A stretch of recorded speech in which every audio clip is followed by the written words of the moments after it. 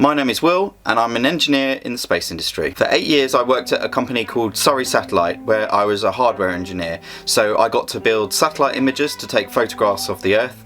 I got to work with the European Space Agency in building scientific equipment to detect the effects of greenhouse gases on our atmosphere.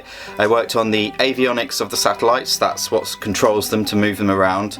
I also worked on a radiation monitor to monitor the effects of radiation in space and on our spacecraft. And one interesting mission I worked on was something called Remove Debris Sat, which was to go into space and demonstrate our capability of removing space junk. Anything from the size of a tennis ball to a 3-story house.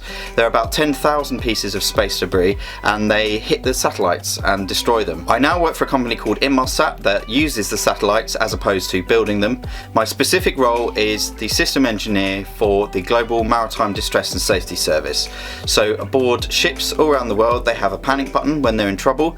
This could be sinking, on fire, or even pirates, and they push that button and the safety information is relayed via satellite to rescue centres. A misconception is that a technical company requires technical people. It requires all types of people: sales, marketing, advertising, business development, finance.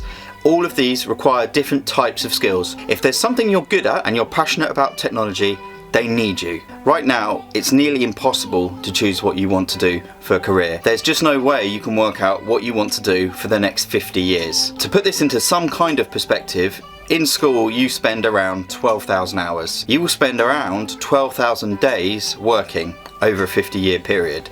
So for every hour you're in school, you will spend a whole day working. So my one piece of advice is pick something you love doing, because you will be doing a lot of it. One myth that I think is really unhelpful is the idea that you work to earn money, so the more money you earn, the better job you have. There are plenty of boring jobs out there that pay well, and you will spend your life doing something that you don't enjoy. If you're stuck for ideas, go to YouTube. There is a whole world out there that you can explore, and people have dedicated channels to talk about the things they love, and you will immediately get an idea if this is going to interest you or not.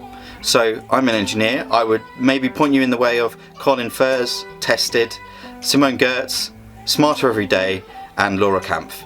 These channels I can thoroughly recommend. Go and have a look, check out the videos, see if it interests you. Go to YouTube, type in the things that you love doing, see what people are doing. Does this interest you? Would you like to do it as a job?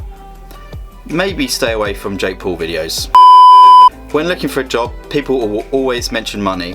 I would say here, if you care about something, if you're really passionate about it, the money will come later. Just to finish with a cliche, do what you love and you will never work a day in your life.